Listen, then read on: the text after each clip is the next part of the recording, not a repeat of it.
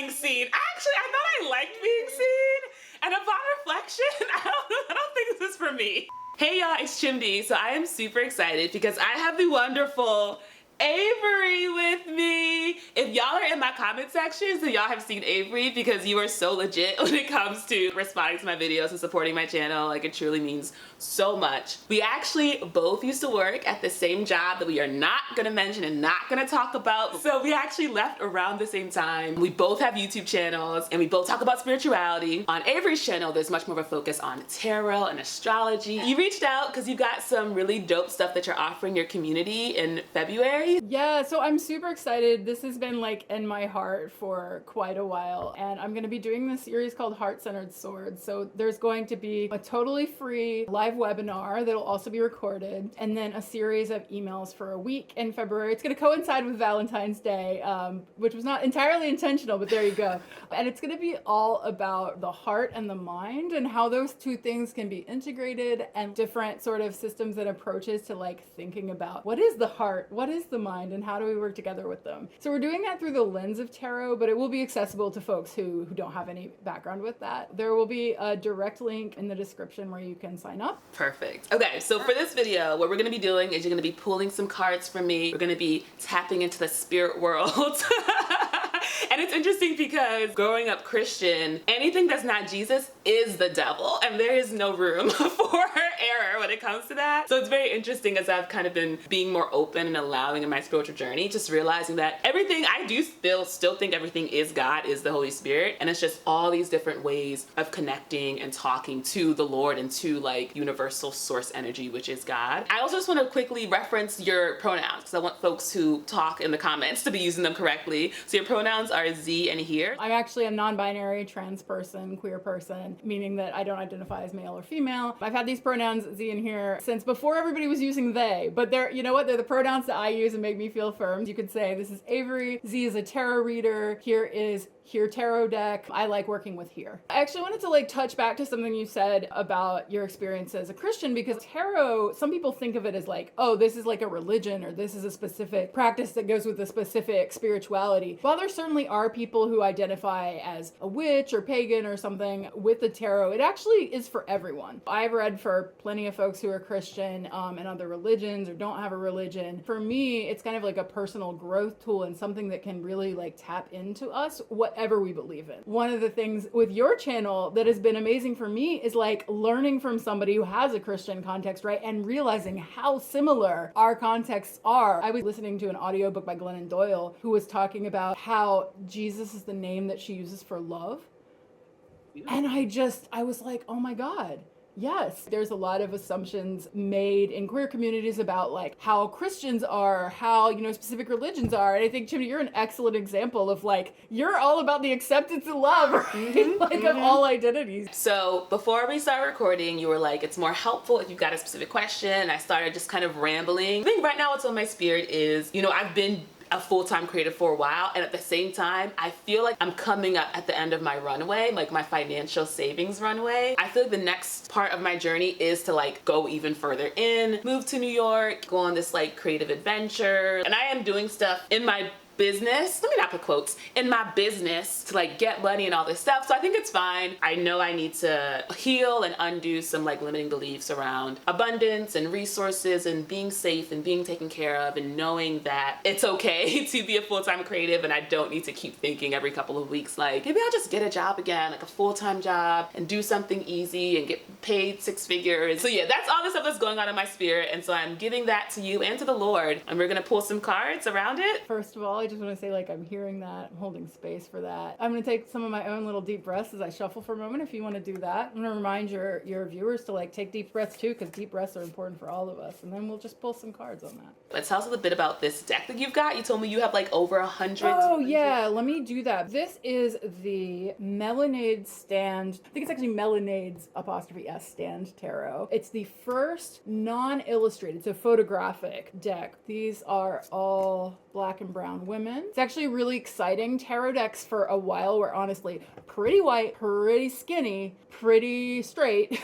But there have always been amazing black and brown and native readers in the community. And we've got more and more, especially independent decks, speaking to folks at all different identities. I've got Latina focused decks, I got black focused decks, I got queer focused decks, I got mixes of those things. And that's really exciting to me. We're gonna pull a card for what you can ground into. So you're talking about safety and security. So a card for grounding in, a card for your liberation and exploration and freedom. Ooh. So we're gonna go in, then we're gonna go out, and then we're gonna do just a message from spirit. So a card for grounding. Okay, we have the moon. Ooh. A card for liberation. And I love the moon. I think we all do, but I really do love it. Oh, that's beautiful. This is dope. This is really cool. I love the art too. It's just like the artists. There's all different. You can find painted decks. You can find sketch decks. And then we're going to do a card. Just a message from spirit, from God. Integrate. Oh, the sun. Oh my God, you got the sun and the moon. So let's talk about what this means. So one thing that immediately jumps out to me is that you got two cards from what we call the major arcana. Big energies that often we are not controlling. As I know you know, we cannot control everything, unfortunately, as much as we might like to. So the major arcana, often these energies, like you don't necessarily have to do anything, you're often just kind of in it. Whereas cards in the minor arcana, so ones that have a number like this, the Four of Wands, and they have a suit, the minor arcana is more about the little individual pieces of your life. So when we asked about a card for grounding and we got the moon is all about void energy. It's about uncertainty and the unknown. So it's actually, I know, you're like, I don't find safety and security in the unknown, do I? But Chimdi, do you find safety and security in trusting Jesus? Yeah, you do. And do you know what God or Jesus is going to do next for you? I don't know the specifics, but I know it's always great. So you're already halfway there, right? You're already halfway there. When we ground in, you can kind of see even in this particular image, the figure kind of veiling himself a little bit. And there is this sense of, like the moon is associated with Pisces. I happen to be a Pisces myself. It's a very like liminal flowy kind of space. So it's saying to actually ground into the fact that you don't know everything yet. When you let that be, allow the like liminality and the uncertainty and the lack of necessarily knowing what's next, the moon naturally excavates the internal work we have to do. You can trust, you don't have to poke and push and try to like find all the ways that you're supposed to improve yourself. You don't have to read 17 million books. I'm not calling you out because I'd have to call myself. You are calling me out. I am calling you out, but I'm calling us both out. Every tarot reading is also for the reader too. So like the two of us are like, let's read every spiritual book. I literally have 2 books on the way that I both have already read and I'm getting them so I can reread them. One of them, it's a 3-part series and it's all just God being like, this is what the deal is. And I'm like, tell me what the deal is. What Spirit's saying is, Chimdi, it's okay to read all the books. There's nothing wrong with reading all the books, but at the same time to realize they call it shadow for a reason. You don't actually usually know what it is. You're kind of allowing and you're trusting that if there's something that you need to work with, it's gonna come up and it's gonna come up through that uncertainty. And in fact, the resistance to the uncertainty is probably pointing you to the internal work. I don't like being seen. Actually, I thought I liked being seen. And upon reflection, I don't think this is for me. You know, the number of people at you and I's former job that I read tarot for that were like, I didn't plan to cry. I didn't know I was signing up for therapy. I'm like, I'm so sorry. I am not a licensed therapist. I am not a medical professional. So that's your grounding. Do you have any reflections on that? I think part of me is very resistant to the idea that I can't do it in my own way, in my own plan, with the books, with like, I'm just like, it just doesn't, and I don't like being told that I have to allow things, which is weird because I would have said that wasn't the case, but when being told directly, you need to allow things to happen, I'm like, I don't agree, and I resist. Hey Hey y'all, it's Chimdi coming to you from halfway through the video. I just want to go ahead and give a quick shout out to my Patreon producers who helped make this video possible. Thank you all so much. If you want to join me on Patreon, it's patreon.com/Chimdi, but if you can't right now, I understand. Giving this video a thumbs up and of course, subscribing also means so much. Let me know in the comments, what is your relationship to tarot, to astrology? Do you believe in it, all right? Do you think that is in fact Satan coming through the cards? How do you feel about witchcraft and wizardry? You know, let me know in the comment section. And I'm excited to share that Avery's actually giving away the tarot cards that we used here in this video. So go ahead and check out the description box for details on how to win this dope deck of cards. All right, back to the video. That's actually part of the moon medicine too, I think, is that we can't do everything in our minds. Actually, it's one of the things that I'm really excited to like dig into with this offering that I'm doing. Sometimes we believe that like our minds and our hearts are two separate things, and like they aren't necessarily. And also, your mind is not driving the car. I mean, literally the phrase, Jesus take the wheel, right? Your higher self is driving the car in co-creation with spirit. I'll credit my teacher, Lindsay Mack, for teaching me this one, but you tuck the brain, the ego into the back seat, but you don't throw it out the car, right? You still need your mind. And so I think like what hits you, instead of taking notes on every page, what really comes up and hits your heart and goes zing, and then that's the thing you highlight, right? And the moon is very healing. It's Pisces is like this watery energy. It's doula energy. It's like stewarding you through your experience, right? So it has a lot to do with spirit. So it can be beautiful even through the challenges. I'm feeling right now very held in my journey. So this is affirming like, yep. That's the ground into, and then the sort of like fly free, the freedom, the liberation. So we got the Four of Wands, and you can see these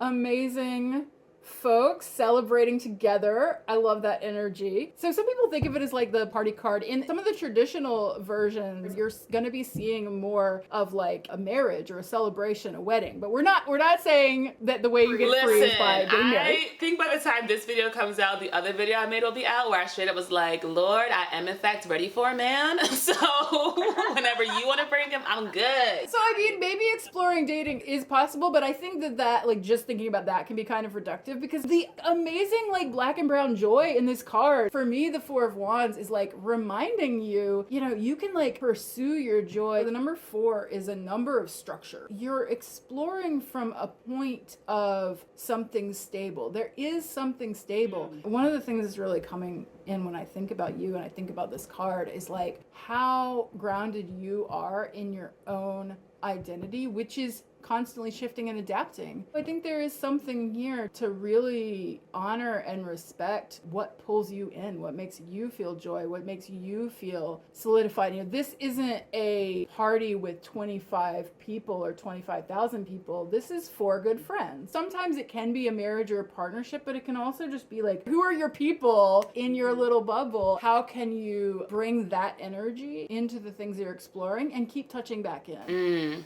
I've got a community like in the DC area, but not so much in like this area of Maryland. I feel like I've really been in the pandemic again, because I'm just like, oh wow, I'm really just staying in the house, minding my business. But also knowing that it is very much seasonal. When I go to a new place or kind of change my environment, and literally whenever I do, I always attract and have really beautiful conversations. So I'm able to kind of be in this place of what kind of feels like loneliness, but know that it is for a season, it's gonna pass. And I love that you say that about cycles and seasons, because you know the moon, what does the moon do? I got a clock, so I know where the moon is at any given moment. And then when we pull it together, the integrating message, the sun, there can be joy there can be, you know, the brightness, but I think the real key word I like for this card is visibility. And so when I look at this like figure, really delighting in being seen. So when I integrate together and think about, okay, what does it mean for you to ground down into uncertainty, to find the freedom and the joy that comes with having your people or something that feels like home to you? What is newly visible to you? What do you even notice like as you're going through this journey? The sun actually comes right after the moon in the traditional order. So there is an order to tarot cards, although tarot is a spiral, it's not a straight line. But I do think it's interesting that we got 2 that fall next to each other. The moon is card 18 in the tarot, the sun is 19. You go into this journey of uncertainty and kind of like, I can't see anything. Moonlight is very like specific. You can only see a little bit what's nearby. But then sunlight comes in. Through things being excavated for you, you're gonna have a new clarity and certainty. There are important things for you to see and that have to come up, but right now now they're buried at the bottom of the ocean, so we need to allow them to come up so that you can see them clearly and not just in the kind of distorted moonlight perspective. And part of how you can see things clearly is by bouncing it off your close people, right? That makes a lot of sense. That makes a lot of sense.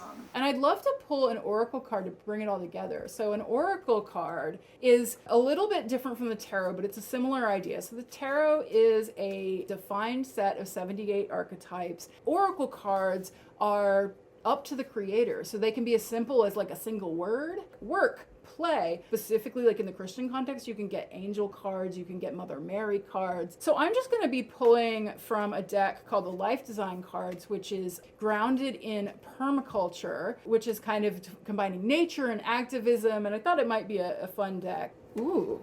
So the card that jumped out is Design from Pattern to Details. Interesting. You can see it's a spider. The image is like a spider web. So we were literally just talking about the spiral nature of the tarot. Every little bit of the things you're considering, every little piece of the journey, whether it's where to live in New York, specifics of the spiritual journey, whether it's a book you read, right? All the little things that you hit are part of a larger pattern. Coming back to the moon, do you necessarily know what that is? 100% yourself, maybe not. So I think there's like an energy here of co-creation. Think about how patterns are everywhere in nature. You can learn so much. Of course, the way I do it is by reading 9 million books about trees instead of just going outside and looking at a tree. And as you're thinking about your life, I think you are sort of a designer. You are designing something. Sometimes those patterns already exist. Sometimes you're seeing, where do I, Chimdi, fit into the intersection of things? So that brings to me back the Four of Wands with the like, who are my people? It's like, where do I fit in? But also like, what are the patterns I want to create? What are the patterns I want to change? And as you move into the light of the sun, it becomes a little more clear maybe what those are. I don't think this is saying you have to design everything right now, because that might be where your brain might be like, oh yeah, we're going to design the pattern, we're going to figure out the details. I don't think in the context of this overall reading.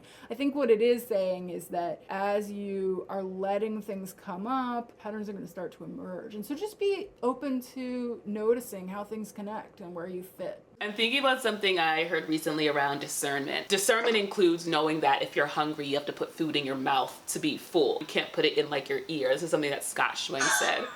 And that's like an obvious one, but actually there are these more subtle things that we are doing thinking it's going to help us or solve a situation in some way, and that's not the way to do it. And so we have to have that discernment to know what is the right way to do it. When I think of spiraling, I think of like spiraling upward, and I think about revisiting something again and again, but from like deeper and deeper levels of understanding. I do think this has been a season, especially around like relationships and work and all these things too. Okay, I'm back to the situation again. How am I going to do it differently this time? So that when we come back to it again, if we have to, it's at a much deeper level and not like the exact same situation. And not judging the past experience of it, I think is really important, because the linear piece comes in when it's like, that's how I used to be, but now I am healed. Then you just get knocked on your ass again. Instead of thinking like up or down, think about spiraling inward to yourself. Think about, how do you spiral closer and closer to the truth of you? And that's what the moon and the sun like together help to illuminate. We have our sort of lunar, like emotional, watery self. We have our solar, sort of how you show up on your channel or how you show up in public. Those two things, you know, are not a binary necessarily. They're both part of the center of you. And so thinking about how you can keep spiraling, where instead of judging yourself for the past experience, you're just like, oh, I'm figuring out how to get closer and closer to myself. And like, sometimes I stumble, and that's okay. And sometimes I make a lot of progress, and that's okay. Literally everything is okay. Nothing is a problem. Except some things. I was like, no spiritual podcast here. Yeah. Everything is okay. But I mean, some things aren't. So you know which ones. And I'm like, do I? Asterisk, except, you know, many things. Thank you so much for joining me. This has been so fun. We both have Patreons, and they're linked below. Yeah, and if folks are like, oh, I don't know about this like tarot astrology stuff, but I'm curious about your perspective, I think you're interesting, I've got my newsletter now, so you can opt in and out of different lists. Spiritual development, personal growth essays, I'll give you journal prompts. Or if you want to learn tarot and astrology, there's a list for that too. If y'all like this video, give it a thumbs up, subscribe to see more. We'll see you in the next video. Woo!